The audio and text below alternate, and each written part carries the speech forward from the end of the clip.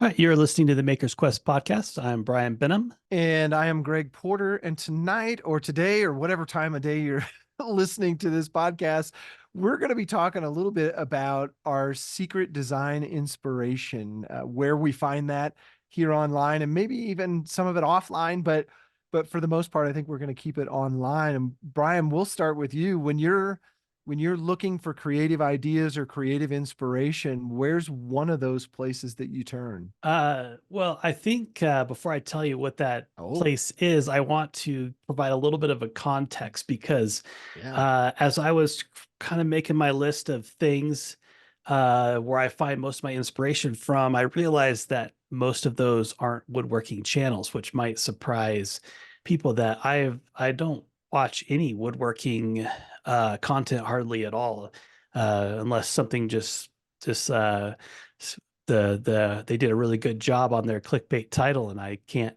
stop myself from clicking. But most everything I watch these days is non-YouTube stuff, and I think that is mainly because I'm trying to grow myself and my business in other aspects other than just woodworking because I've been doing woodworking so long, and a lot of that kind of stems back from uh, probably when we were kids. Like there's that kind of a negative connotation that the troublemakers go to shop class. And Mm. I have seen some of that interaction in my professional career when I work with interior designers or architects for things that I'm building for them. They will often treat guys like me as just the workers and not as design professionals. Mm. So recently I was well, let me back up a little bit. So I've been trying to advocate for myself to be in the design room to help make some of those design decisions on the things that I'm building. And so I was recently in a room with an interior designer, the client that's house is being built, and the architectural designer. And they had all these really beautiful photo renders that they have done of their designs and things. And I'm sitting here with my little crunchy SketchUp model, right? So Mhm.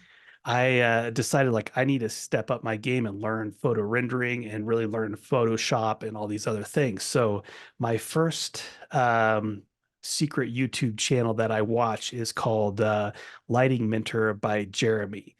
And I think I have mentioned him before on this podcast because when I was trying to up my Photoshop game, he was like way at the bottom of the list of the search because he doesn't do just your typical YouTube stuff. He does his own thing. He's an actual professional working in the industry of Photoshop and color design and all that. He's like a colorist for Pixar. So he really shares Yeah. how light and shadow work. And so his channel has really inspired me to um, work with Photoshop more than just photo editing, but to be able to paint in Photoshop and take my photo renderings that I have done and really like bring them up to another level in Photoshop. Yeah. I watched some of his long format videos where he starts painting pictures from scratch, Yeah. and you want to talk about a phenomenal talent. That guy is insanely talented. Um that's interesting. Yeah. And it's funny that you watch him too. I don't think I've missed a single video of his since he Yeah, started his they're channel. fantastic. Yeah. Well, Uh, so kind of flipping over, I was going to talk about I do watch a little bit of woodworking on YouTube, and it's probably more for the personality check in than it is to learn how to do woodworking. And not that I know everything there is to know, but I don't I don't do a lot of high end capital W woodworking, if you want to call it that. That's not what I do. But I do watch some of those folks, and one of the people that I watch that I find absolutely fascinating, and I think he plays well above the rim with all of the work he does, is Sawyer Design. And I don't know if you've seen his channel, but he does very organic shapes, a lot of vacuum bag type things with veneers that are cut from solid wood billets that he uses to start the project and that sort of thing. And what I find most fascinating about his videos is he talks through the design. It's not just how to do it. It's not how to make a rabbit cut interact with a dovetail or something like that. Sorry, that's a terrible reference. I'd have my hand slapped for saying something like that out loud. But he talks through not just the woodworking aspect of it, but really the design and how the design flows, what the concept is, how that concept is being realized, and how it's being reinforced with the way that he puts the project together. And of course there's a little humor involved and some other things, but the bulk of what I've learned from that channel is, really don't shy away from the concept. Drive it as far as you think you can drive it, and challenge yourself on every project to do something that you may not have been able to do last time. And Brian, you've talked about that several times, and that each piece that you do helps you grow a little bit more.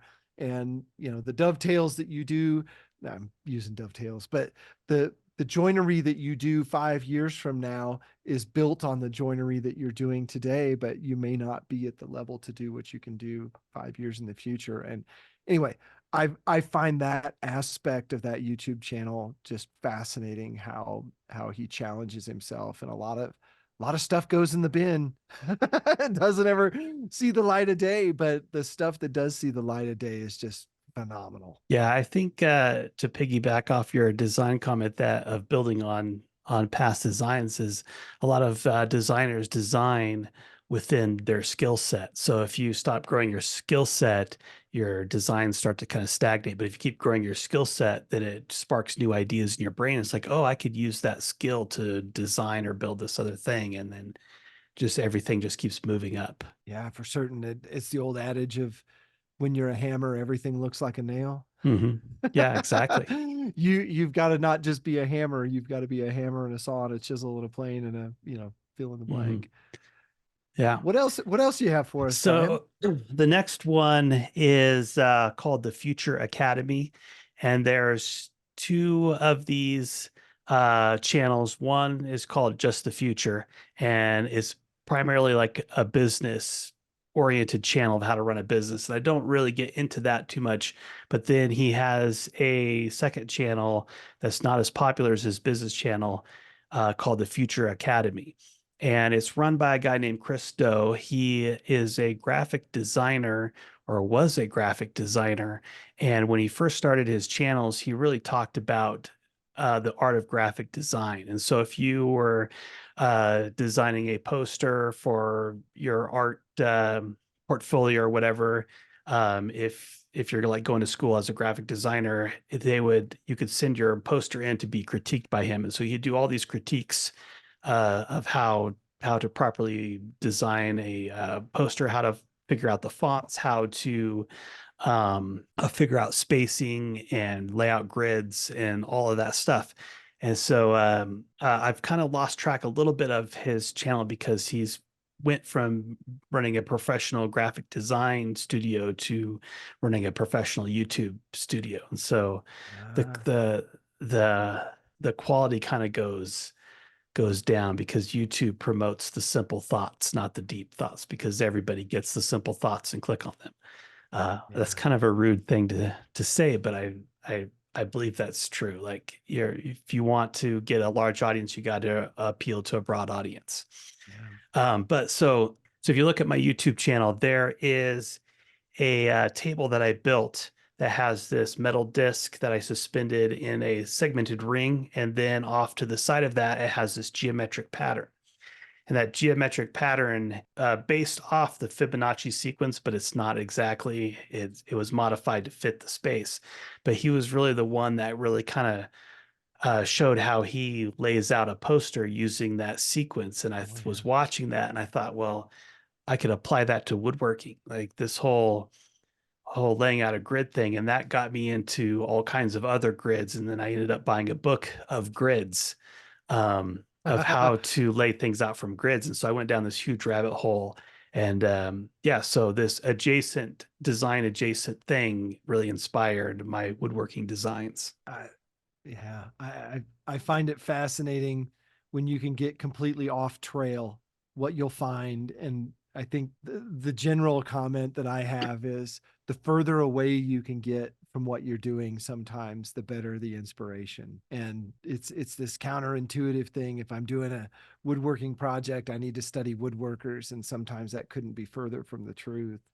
Uh, that's Right. cool. So if you're designing a like an end table and you Google end tables on Google Images and you look at all these end tables, then all of a sudden your end table is going to start to look like everybody else's end table. Yeah, Yeah. it's gonna be the car. Well, it interestingly enough, it goes back to that notion of a copy of a copy of a copy of a copy. At some point, it just gets so degraded that what's the value? And sometimes you have to throw that thing away and start with something completely different.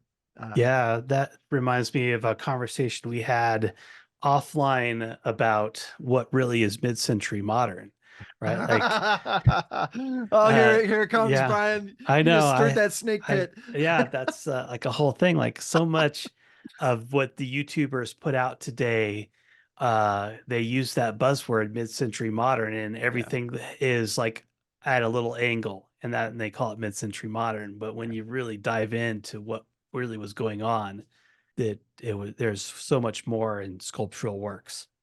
Yeah, mid-century modern was the place where composites started to really take over in so many different arenas. And the YouTube definition of I might get some hate here, but the YouTube definition of mid-century modern is shaker with an angle. And Right. Yeah, it's exactly.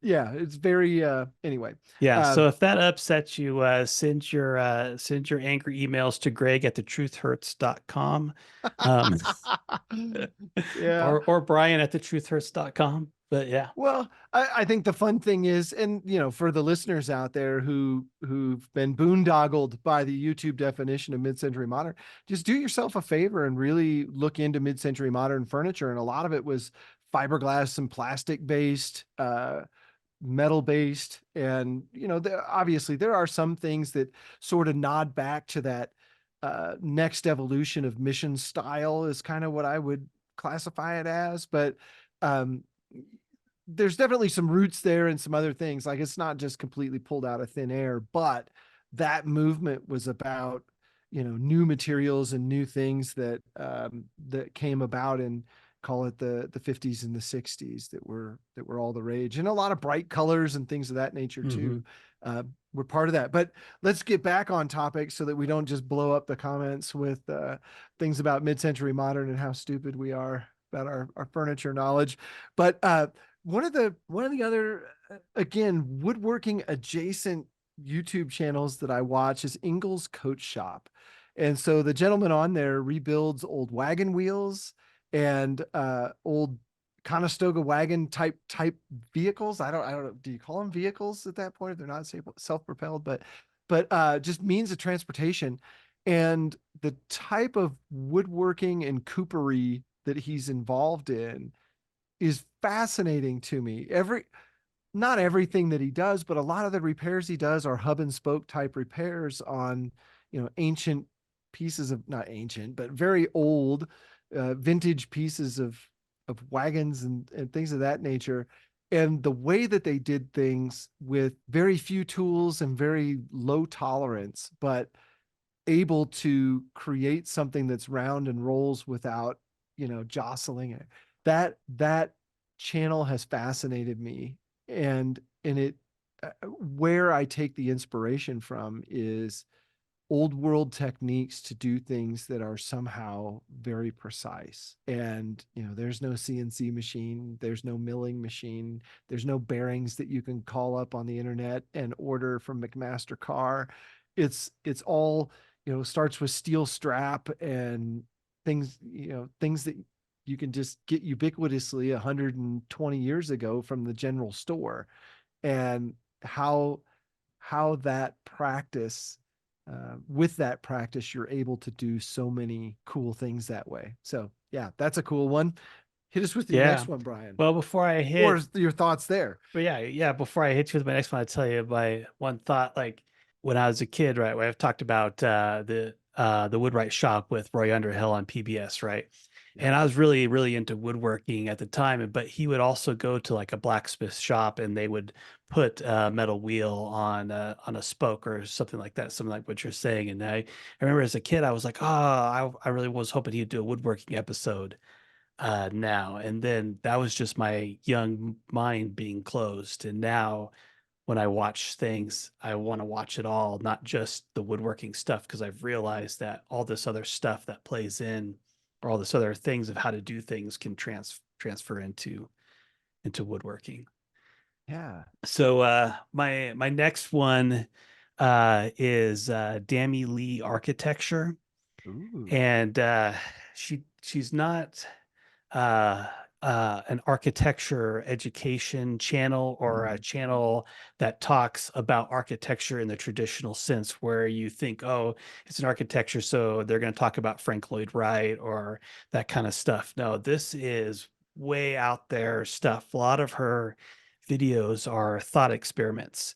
So she will take a movie like Dune or Star Wars or whatever, and take the architecture out of that movie and talk about how that architecture told the story in the movie, and then create a Mm. thought experiment about like, okay, so what if we lived in this building, in this thing, like if we were in Blade Runner, or what's a more modern movie like Dune.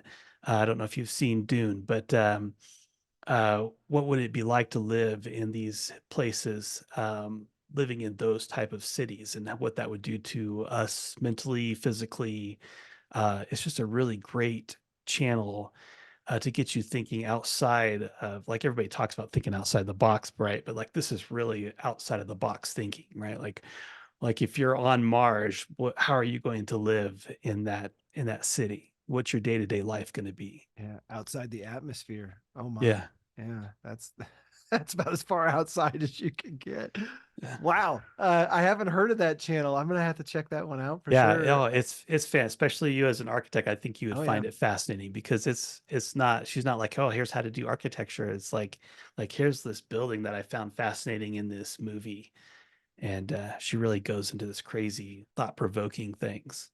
One of the first projects I did in architecture school, our teacher was he was a Harvard, I guess, graduate school of design graduate and 4.0 student, and he was as far out in the stratosphere as any one human being could get in terms of his abstract ability to abstract things and think of things in a completely different way. And the first project we did was to watch a movie called Woman in the Dunes. And it was one of those uh, film noir type of type of experiences where you're watching it, it's a short film, and you're watching it and it's like, what is this? And it was, some ladies struggle with living in the sand, and then our project was to design a residence or a habitable environment for this lady in the dunes. And it was a complete belly flop of a project. Most people were completely uninspired because they just didn't understand it on a level that they could even react. But Yeah. it's interesting how a lot of those cinematic endeavors find their way into architects' minds. Yeah, I for haven't sure. I haven't revisited that type of project since. That was the last movie based design work that I did, which I'm sort of happy for. But again, another channel that's adjacent to woodworking. This is gonna be a theme Yeah. all night or all day long here for me. Is Tales from a Shipwright, and I don't know if you've ever seen this channel, and I can't remember who recommended this channel to me. And I'm saying this, I think it was Jimmy DiResta might have, but I don't know that for a fact. But this gentleman builds boats from the ground up, and he repairs old boats, and he walks through that process and the thinking and the design. And hey, today we're going to build an 18, I don't know all the names of the ships, but 18-foot Hatteras, and it's going to have this kind of a bulwarks in it and blah blah blah. All of the terms that shipbuilders use and the way that they start to put together and design their boats you get to walk through that with him, and it is fascinating to see his work. It's not always a blow by blow type of situation. There's a lot of things that happen without the camera on, which you can probably imagine. Building boats, you can't detail those, or you would never get any boats built. Yeah. I But was just looking, I swear I subscribed to him, but I haven't seen a video from him in forever. Is he still doing it?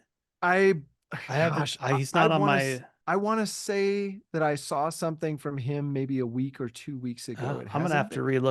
look that up. I'm pretty sure I saw something from him not too long ago, but fascinating stuff. And again, working with wood, but not in a way that furniture makers or people in the construction business work with wood. It's a completely different thing to build an amorphous boat shape like that and figure out how to get it done on dry land. So, uh, yeah, he's one of the guys that I find a ton of inspiration from, and it's how do you work in that third dimension forcefully, and he does a wonderful job. Yeah. When I was watching him way back in the day, before I lost track of him, one of the things I really enjoyed about his channel was that it was just like a problem solving Yeah. thing. Like we're doing this boat. You can't go down to Home Depot all the time to buy the boat tool, right? And so he just shows like how he's going to figure out how to get this thing. So it's like there's this really good mind exercise of how to solve problems. Yeah. And not to disparage anyone about their age, but somebody at his age, he's seen a lot and Seen a reacted lot to a of lot and problems. Yeah. thought through a lot of problems. And I think in a lot of ways, in this philosophically, YouTube is doing such a wonderful job of archiving the knowledge that some of these people like Tales from a Shipwright has, that otherwise there's a handful of people who that would have been handed down to, but now it's anybody who wants it. Wants And to learn. Yeah. that stuff I think as human beings, 100 years from now, the ability for us to educate ourselves is going to be on a whole different level. And that just accelerates the pace at which we evolve and do really cool things that we can't do today. Yeah, that's a scary thought that one day, like YouTube might just flip the switch and turn it off, and all that knowledge of everybody that's participated in the platform just goes away. Yeah. And then it'd be like the pyramids of Egypt. Like How did no they one do it? knows really exactly how they were built. They just are there. Yeah. Yeah. Was it aliens? Yeah. Well, I mean that's a plausible experience. There's a article a while ago. Now I don't know how it's so hard to tell anymore if it's a BS article or from an actual quality source, but they've been finding planets that appear to have some kind of atmosphere on them Yeah. in the out there in the ether. Oh, if we're not going to go down this rabbit hole, but we could.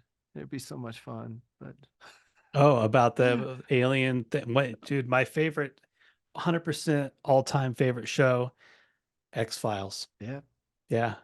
Yeah, and yeah, that's coming bringing that back to topic that wasn't on my list for tonight. But yeah, one of the things that I love about X-Files is that everybody hates on Mulder. Like he's just like this stupid nut job guy, and Scully's like, no, no, that's scientifically impossible, and blah blah blah. And they just crap on him, but he's so determined and so in firm in his convictions to find the truth that time and time again he proves the crazy thing right, not just with like the alien things but like yeah, with all the crazy characters, the guy that eats people or the guy that eats skin or the vampires or whatever. He always just like has such an open mind about everything that he can solve the crime. yeah, yeah. Now it's an interesting topic. Like I say, we could do a whole show Yeah, on aliens. keep an open mind, not so aliens, Yeah, not so we don't have aliens as the takeaway, like but like keeping an open mind would be the yeah. takeaway of that show, I would say. Yeah. Well, and I think part of it is historically there's always been you go back, right? There's always been people who say this guy's crazy what he thinks, and then 100 or 400 or 1,000 years, everybody's like, no, he was actually right. Yeah. The Earth does move around the sun, not the other way around. Oh, and the Earth isn't flat. Oh God, there's another box of worms. Oh We yeah, need to so stop. holy shit, that's a big one too for some people. Yeah, but you know, as we go on, the thought that's the craziest thought that we can have right now may get proven to be factual Be true. long Yeah. after we're gone. Yeah. There's so much about the earth we don't know. Yeah. Well, thinking about well, you talked about X Files. Is that your piece? Do you want me to throw out Yeah, we'll another one? throw that one out. You throw out your next one. Okay. Now, this one is not woodworking adjacent. This one is directly in the middle of the target for woodworking, and it's David Mark's channel. And I Oh, think yeah. probably most everybody in the woodworking world knows about David Marks, but I always feel it's my cultural responsibility to remind people that he has a YouTube channel now, and once a week he's putting up a video from his, did he have a nine season series or seven Ah, I season think it's series? got 9 seasons. Yeah, he Nine was on for a long seasons. time. 9 seasons on PBS changed my life. When I was in college, I Hmm. was watching David Marks. And up until that point, it was sort of Norm Abrams. Everybody had seen Norm. And Norm is an incredible powerhouse talent in the woodworking world. But Norm was recreating things, a lot of Shaker stuff, back to Shaker things, but then a lot of Queen Anne period Yeah, furniture and Norm things would that, go take you to the museum and show you the museum piece as part of his show. yeah. And Yep. then he would recreate it sometimes in a modern way, sometimes with some adjustments, but he would show you, he would dissect what they did and then try as legitimately to recreate that piece in a way that's going to be more useful. And everybody knew Norm.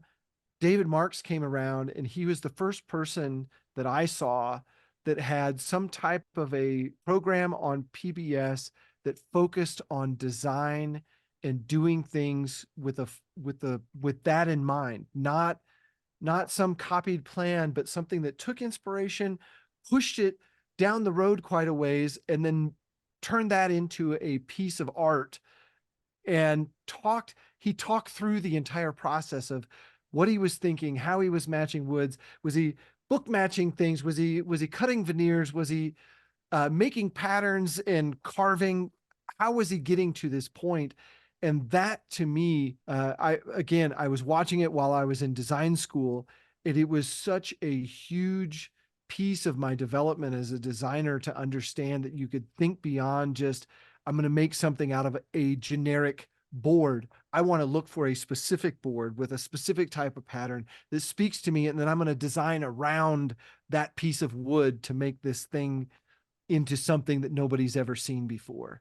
And so David Marks there, he is very high on my list. And when he announced that he was going to start doing that on YouTube, I think I was turning circles Yeah. upstairs in my living room, because it had been so long since I had seen those original episodes when they would come out on PBS. Yeah. So also Norm is also releasing all of his stuff. He has a New Yankee Workshop channel as well. So you can get quality woodworking on YouTube from those two guys. And I want to keep going with David Marks there. Like a lot of the metal work that I do was inspired by David Marks. He was really the first one that I saw that took uh, metal and silver leafed things and added patina to metal, and I thought, huh, that's really cool. And then I just kind of went off on my own direction from what I learned from him. So yeah, huge inspiration. He was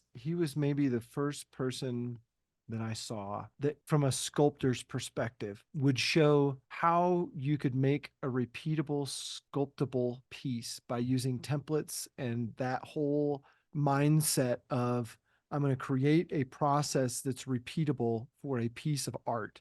So if I want to have 5 things in a series and have them all be very, very similar to one another, this is how you do it. And wow, what a, again, huge impact on my design brain, but then even my production brain for some of the work that I do on the manufacturing side of things, where I have to, maybe it's make 5 things, but maybe it's make 1,000 things. That pattern making mindset is a completely different rabbit hole to go down. And he was the one who introduced me to that as well. So anyway, huge kudos. My shop today is still, my table saw router setup is that way because of what I saw David Marks do back in the 90s.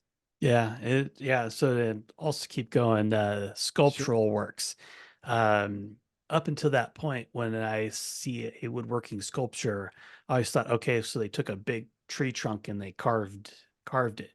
And David Marks was kind of the one that introduced me into bent lamination, gluing up a whole bunch of little thin pieces and then Yeah. bending it around to form, bending it into the shape that you want. What a great inspiration. Well, let's turn it over All right, to so your next. my next one would be the SketchUp YouTube channel. So this one is kind of Yeah. woodworking Sure. adjacent. But the thing about the SketchUp YouTube channel is SketchUp was originally designed as an architectural tool for architects to sketch and draw stuff, right? So their YouTube channel isn't necessarily architectural based because it's the marketing department that is doing all the drawings. But, there are some guys on there like, Aaron Dietzen, who is an artist. He just opened an art gallery. Shout out Aaron's art gallery up in the Boulder area. I don't know what it's called off the top of my head, but, if I find it, I'll put it in the show notes. But, Aaron is one of the main guys that runs the YouTube channel, and he one day he's like, "Okay, every Friday we're gonna do a live drawing, and we're gonna spend 3 hours drawing live. You can just watch us draw, and we'll talk about Star Wars or whatever to try to keep it entertaining, so people are commenting." And so they've created this little community, and it's great. One day he's drawn the Millennium Falcon. The next day he's drawing the Eiffel Tower. The next week he's drawing SpongeBob or the dog from Toy Story. Mhm. Just like all these crazy things. So you wouldn't think that you're going to learn anything by watching him draw a dog from Toy Story, but that's how to draw sculptural shapes in SketchUp, right? So now I'm Yeah. like, well, that kind of unlocked a new level of design in my SketchUp ability because now I can draw like sculpted furniture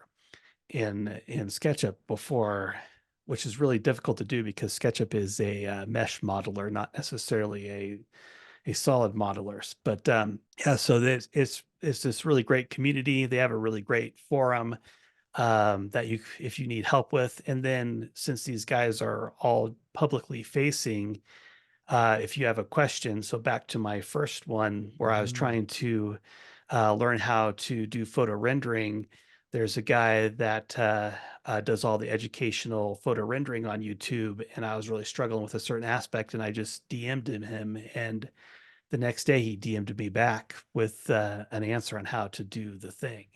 So Oh, I that's don't know awesome. about what kind of any other software company out there that has that kind of hands-on level of just community. So that was definitely one of my secret inspirations for learning how to design better in SketchUp. I saw that they recently came out, I think it was recent, came out with ambient occlusion in SketchUp, which is pretty cool. Yeah, I have yet to find a use case for that since I started doing photo rendering, but it does have as a nice little touch to your sketches. Yeah, that's yeah, cool technology that they're adding to that program. Well, let's see, kind of moving down the list. Um, uh, One of the channels that's uh, I'm gonna say it's new to YouTube. I think he's been at it for a year, maybe 2 years, but he's been an inspiration to me since the 80s. Yeah, I'll call it the late 80s, very early 90s, is Ken Parker, and his channel is called Arch Toppery. And Ken is a guitar builder, and he had a company. I'm saying I followed him since the 80s. He came out with the Parker guitar, the Parker Fly, in the late 80s, I believe. Might have been the mid 80s, but I knew of it in the late 80s. And it was the first of its kind. It was a guitar that used composites. And so they used carbon fiber to allow them to make super thin, super lightweight guitars. So your average guitar might weigh 7 to 9 pounds, I think is the average. And his guitars weighed in at like 2.5, 3 pounds. And he could have made them lighter, but his investment group wanted his pickups to be interchangeable with all other guitars that were on the market. And he had a design for some ultra lightweight pickups. So he could have taken like another half pound out of his guitars or something like that. But the Parker Fly guitars, used a carbon fiber fretboard that the frets were glued to instead of pounded into a piece of wood. Um, just a fascinating level of detail that no one had ever put into a guitar. So that is how I was introduced to who. I didn't know Ken Parker. I knew Parker Guitars.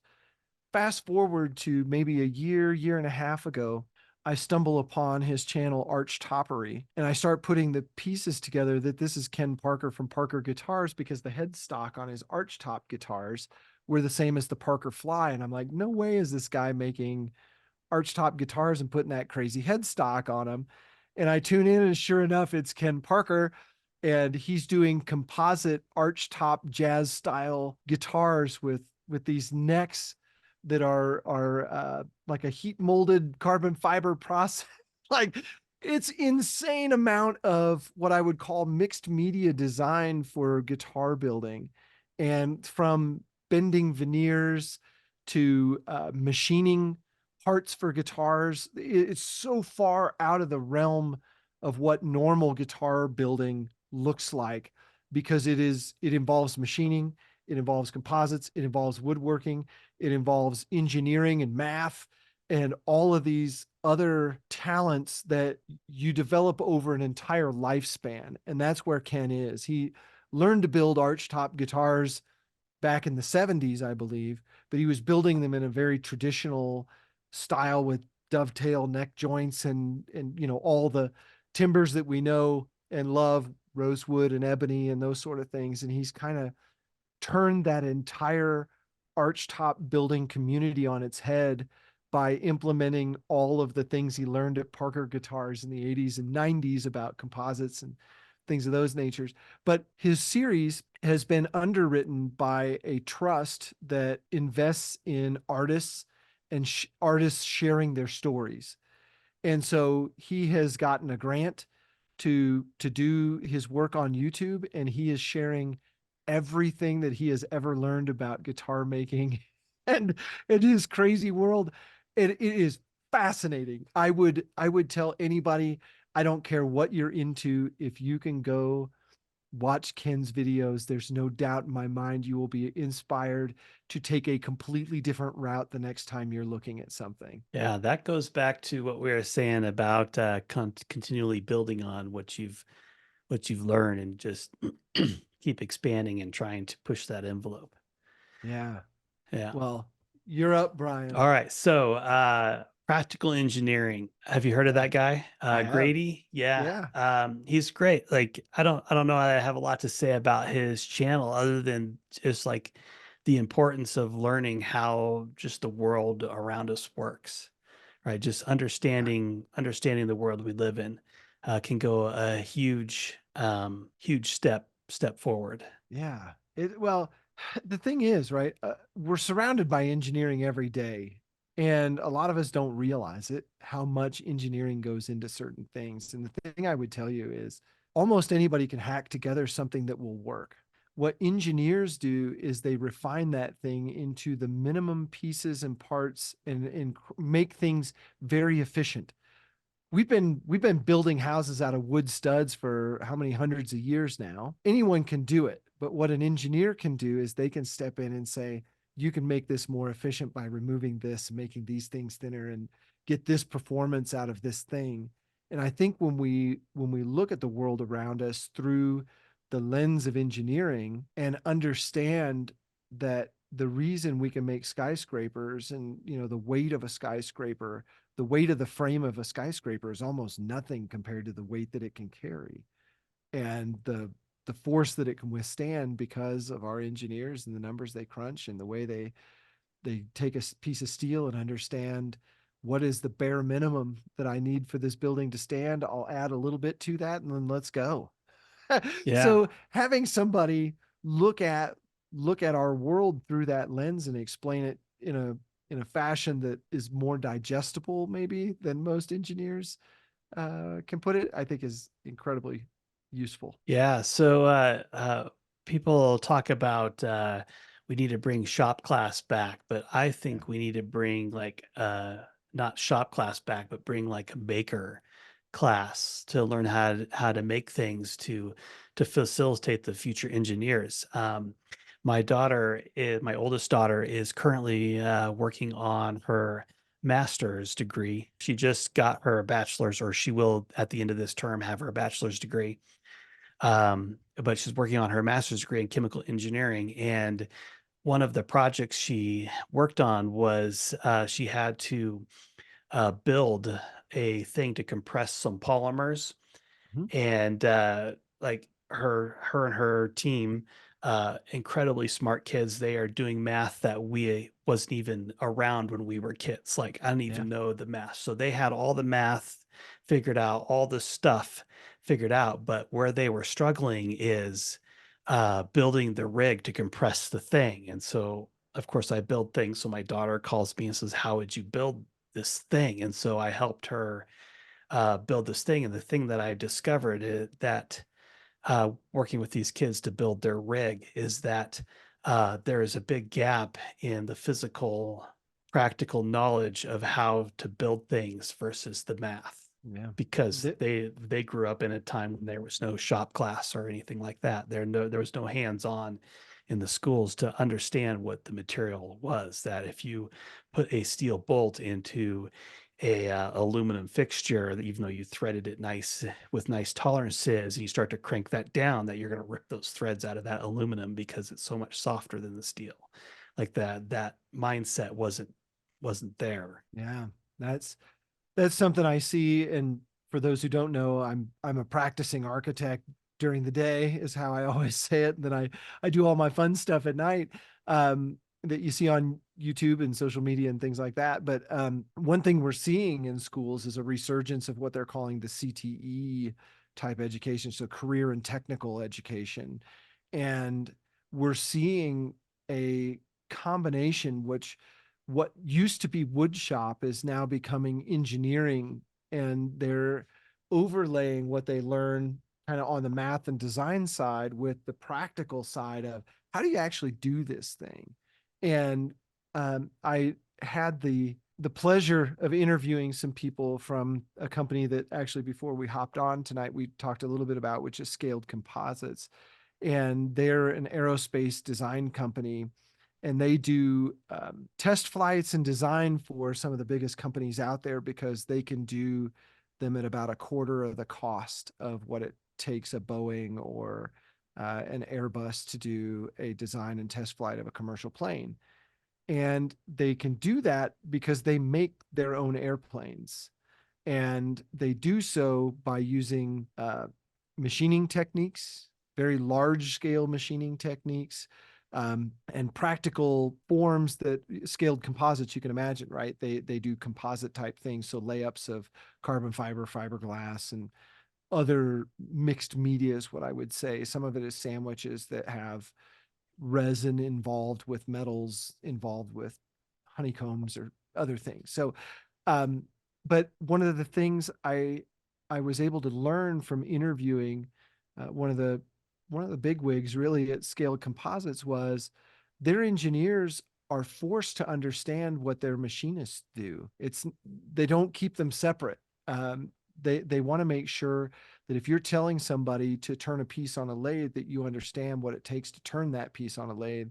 Because when you have that understanding, you design with a much more informed perspective, and you can design something that, as you're designing it, it becomes easier and easier to build in the shop, because you're refining not just the design itself, but the process to make that part. And anyway, I, again, Yeah, no, another fascinating conversation. yeah, that's another elegant way, or a better elegant way of what I was trying to say when you're talking about Sawyer design, of like keep learning new things. Will like we design within what we know. So if your designers know how the lathe works, they can design more things that incorporate the lathe. Well, and the thing that I would point out is I approach, I have a CNC mill up in my garage, up in my shop, and I approach machining from a completely different angle than most machinists do. And Tom, the guy who does a lot of my production machining, we'll talk back and forth on something, and I'll throw out a technique or a process that I don't even know, I don't know if you can do this or not, but it's a completely different approach. And he'll be like, you know what, that might be a great way to do this thing. So what I find interesting is when you get creative design minded people together with, call it, technical folks who have a lot of skill in the shop, you can actually develop techniques to make things that you may not have thought possible before. And I think those are great things. But let's see. I think I'm up, aren't I? Am I up? Yep, I think Okay, so. I'm up.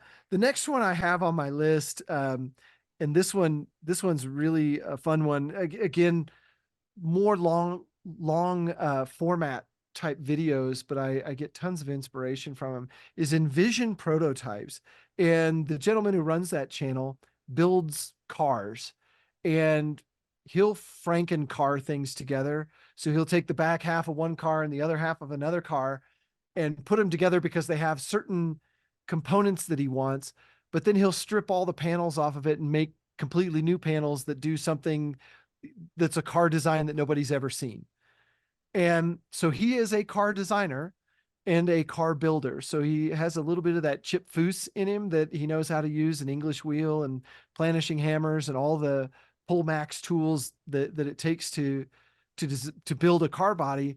But he's also a designer. So if there's a car that's kind of close to what his idea is, he might start with that car and cut it into a million pieces and then weld it all back together into a completely new style of car. But you see so many guys that work on cars, and they spend all their time forming those outer panels that you see, the shiny things that we see under the showroom lights.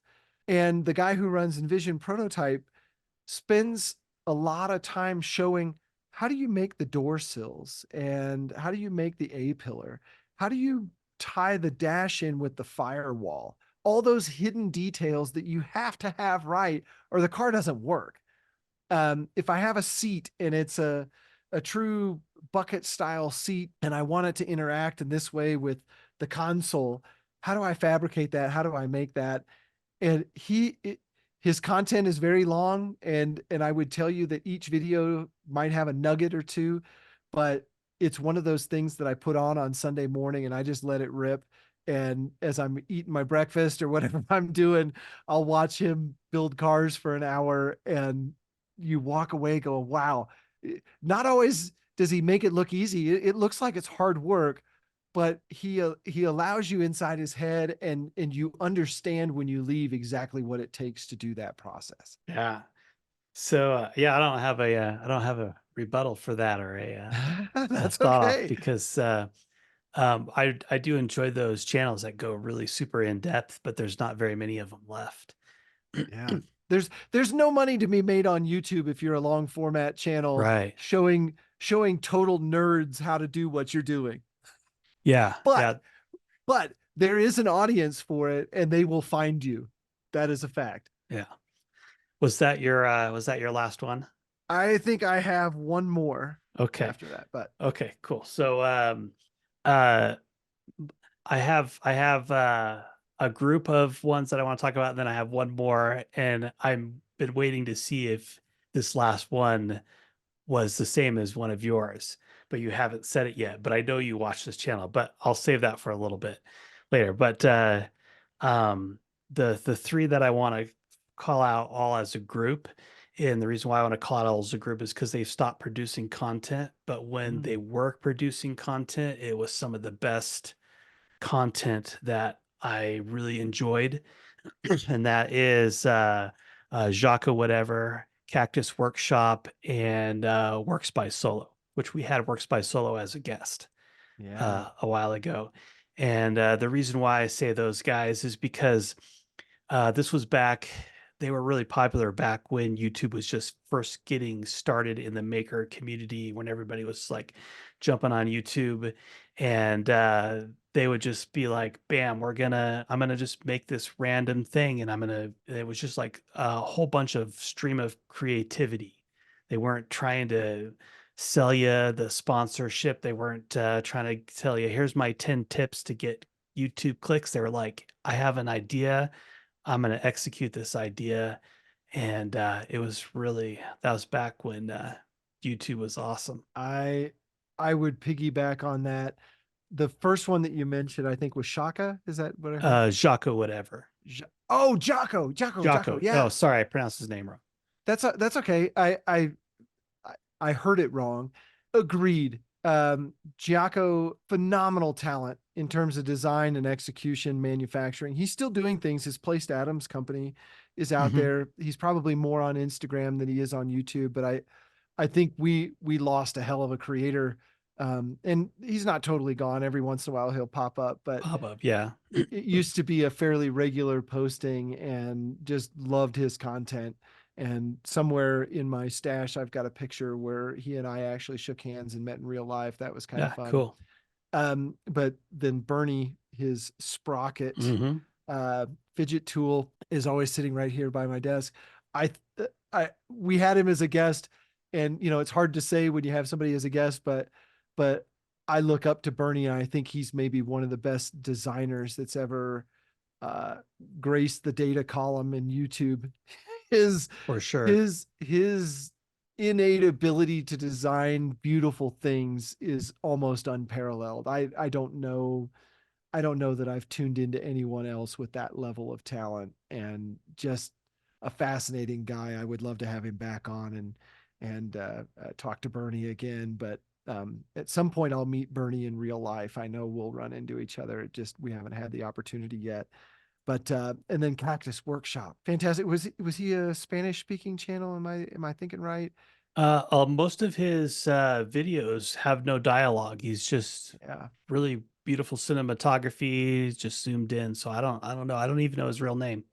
I yeah. just know that that his photography was great. His storyline was fantastic. The things he Yeah. made were super creative. Like I can remember one where he like made a plant holder or something that showed when it was watered. So it was on some kind of weighted spring, and so as the water evaporated and dried up, it would raise up, and so then he knew to water it. Like just like crazy things. Like it's not really like a practical thing, but that's like a functional piece of art or art that moves, something with motion. Right? It's just like I don't know. I just thought it was cool stuff. Yeah, well, I would agree. All three of those channels were power players in terms of maybe not necessarily in subscriber numbers or anything like that, but the content that they put out was Hmm. phenomenal. No doubt about it. Well, I've got one last channel that I want to mention, and I think I've mentioned it on our podcast before, but I think it's worth saying again. Michael DeTulo has a YouTube channel, and I think it's the letter D, the number two, and then LO, D2 low. Um, and Michael is a designer, and he's designed things for Nike. He's now in the architectural space designing some things for a felt manufacturer to do acoustic absorption uh, inside of spaces that architects design. He's done clothing design, shoe design, car design, you name it. He's designed everything on the planet. And his YouTube channel, sometimes he'll just turn on some music, fire up his iPad, grab a pencil or an Apple pencil, and start to draw and design and talk through a design. Like, hey, today we're going to do a hiking boot, and he'll start with here's some inspiration pictures of hiking boots, but here's kind of where I want to go with this. And then he'll walk through three or four thumbnail sketches, and then he'll just start, and pick one and detail it all the way out, and maybe draw one or two or three views of it, show you how to render it, and all the techniques that he uses. Every once in a while, I think he draws by hand and uses markers and things of that, whiteout pens and markers and Sharpies, but just his stream of consciousness talking through his design process is something that I think anybody in our space, that design space, can learn from, seeing how he refines things. And I'm going to put one bonus thing in there before I leave Michael DeTulo. Bonus channel. How about that?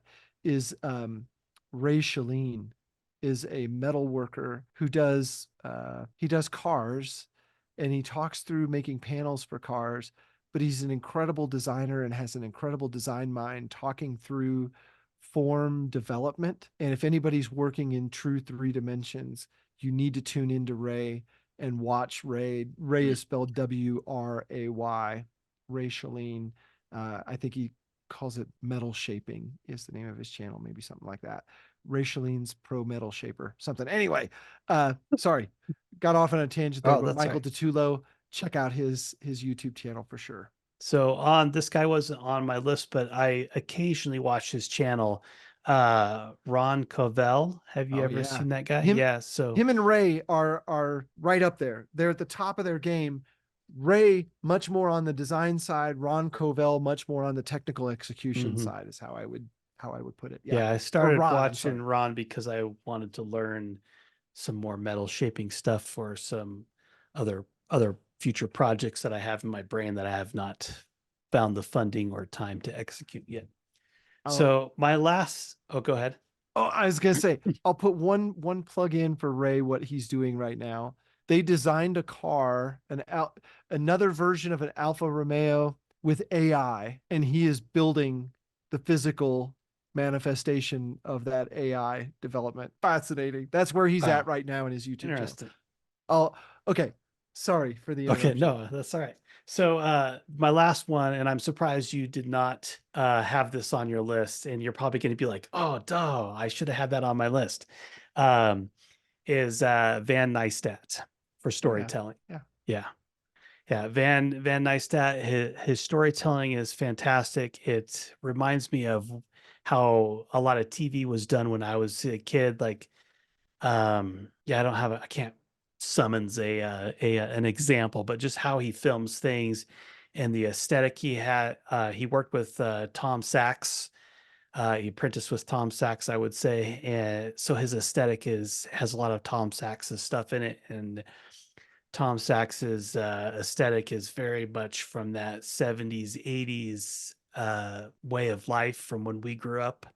A couple of Gen Xers here, if you don't know how old we are. Um, but yeah, so it just has that great aesthetic that reminds me of when I was a kid. His storytelling is really inspiring. Well, the thing that I really like about I'll credit it to Tom Sachs, but Van worked for him for I think a fair amount of time in New York. You see Tom's aesthetic work its way through several other creators on YouTube. Casey Neistat also worked for Tom. Yeah. You see it in some of the woodworking channels that I've seen. You can tell that, oh yeah, they've watched a few Tom Sachs videos. um, I would tell you that Adam Savage has a little bit of it in him too. Hmm. um, there's Tom's not inspiration, aesthetic has made its way a long way through things. what i find what I find really interesting about Van, and I'll go back to, if you look at, I think Tom Sachs has his own YouTube channel, and he has a few videos that are studio videos, that are instructional videos to those who are going to work in his studio. And Yes. Van helped create those videos.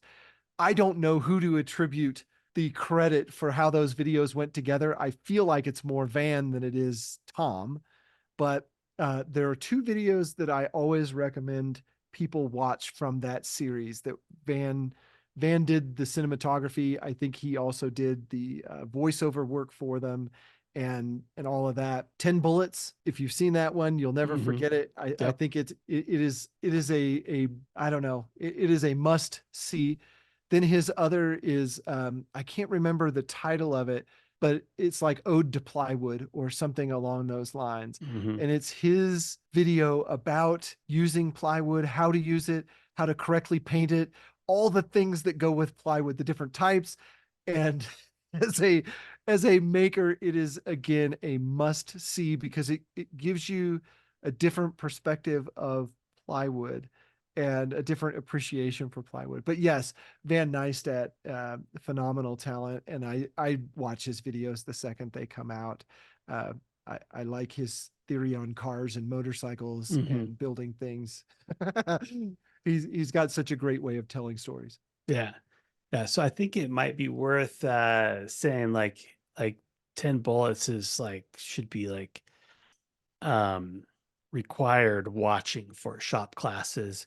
But you got to know your audience because some of Tom Sax's stuff is sexualized or some inappropriate connotations in his stuff, because he is an artist that is pushing the edge of Yep. things, and sometimes that edge is an inappropriate edge by some people's standards. Yeah, I've seen a number of interviews with Tom Sachs, and he loves to play that card because it gets a reaction from Mhm. people. And I think that's his guilty pleasure, is seeing how far he can push the conversation Yeah. before someone cuts him off, which whatever, everybody's got their thing and that's great. I do think the world of Tom and his, I'll call it his pretend world, but it's not a pretend world at all. It's a very real world. Hmm. And but he is definitely the master of that entire domain in terms of what goes in and what comes out. And yeah, I wanted to make 10 bullets required viewing for the people I work with and around, and I learned very quickly that I could not make that required Yeah, viewing. if you have an HR department, you want to be careful by showing that. But if you're like a, one man shop that's hiring a person, Yeah. and you have had some kind of conversation that you can be like, okay, this person's not going to get upset or offended, then Yeah. it's totally a good way to go. Yeah. And, and Tom's got several other videos that I think Van Neistat had a hand in producing on his. I think they're all on his YouTube channel. The I see other people hack away at some of the content there, and it's again inspiration, right? Like there's Hmm. nothing wrong, but I've always said it this way: don't borrow somebody's idea, steal it, and stealing it means that you made it yours and not theirs anymore. So um, anyway, Yeah, awesome stuff. the true talent is in the iteration. It Is is. always my thought. Like if you're gonna build something that someone else has built, iterate on it. Yeah, agreed. Push us another step forward. Take us past take us past mid-century modern into the 21st century. Yeah, just Uh, because you have a 22.5-degree miter doesn't mean it's mid-century modern. well, I think we're just past the hour mark here. Yeah. Do you I have any off YouTube suggestions? Because I have one. All right, I've got one that I have on my list, but I'm almost afraid to share it because I think people will question me.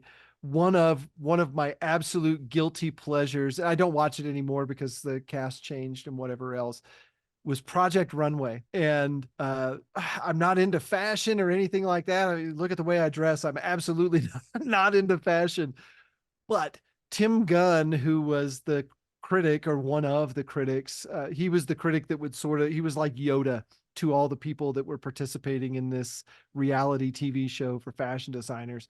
His ability to dissect a design issue and explain what you needed to do to turn around and fix it is unparalleled. He might be the most talented person on the planet when it comes to assessing a design problem, your solution to it, why that doesn't work, but how to turn it around into something that does.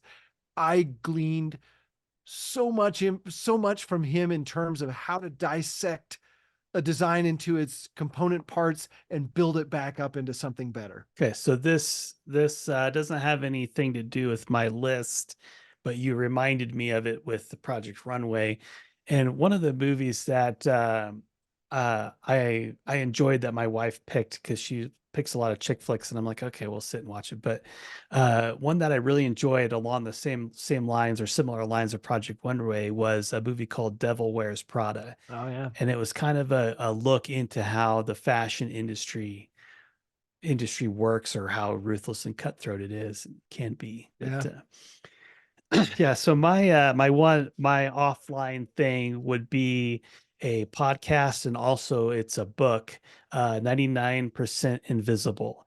And it's Mm. by Roman Mars, 99% Invisible. And the book and podcast talk about things that are designed but invisible that we don't pay any attention to. Like why, like if you look at a street pole and why they didn't just like bury that street pole or that, let me use Light this pole. more of a correct point. Yeah, light pole or a street light pole or whatever.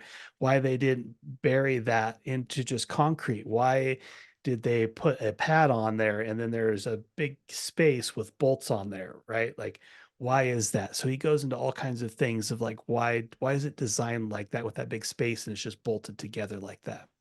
Yeah. So Yeah. that kind of stuff. I'm gonna have to, well, kind of wrapping up. I've got a lot of homework to do and and a list of YouTube channels and otherwise blogs and so forth to add to what I'm doing here. Um Again, I've always said it, the further away sometimes that you get from what you're doing, the maybe more inspiration that you can glean from things. And I'll say it this way. I just came out with a product on the skyscraper side of things that is a guitar side bender. So a side bender for Mhm. acoustic guitars. And when I got done with it and they finally started to retail last week. Last weekend, I released them. Oh my goodness, it was a 2 year project. That machine uses almost every single skill and medium that I work in. It's got machined parts, it's got welded parts, it has plastic parts, it's got wooden parts, it has parts that move. Uh, it's and an electronic circuit that goes with it as well. And it's like I took a step back and I'm like, this is the culmination of everything I know how to do. And I think that is all a testament to making sure that I stay inspired and I'm always watching out for things to hit me from a different direction. Yeah. Yeah. If you scroll past the first page of YouTube, there's a whole wealth of things worth watching. Absolutely, there are. Well, like I said a little bit earlier, we've kind of rolled past the hour mark. I want to thank everybody for joining us here on the podcast, talking about where we find or where our secrets are for inspiration. I am Greg Porter. You can find me at Greg's Garage here on YouTube or Instagram. You can also find me at Skyscraper Guitars in the same places. And I'm Brian Bynum. You can find me at bynumdesignconcepts.com or bynum_design on all the social platforms that I participate in. And you are listening to the Maker's Quest podcast. So visit the makersquest.com for the show notes, where we'll try to put as many links as we can to all these different things that we talked about today. Thanks for listening.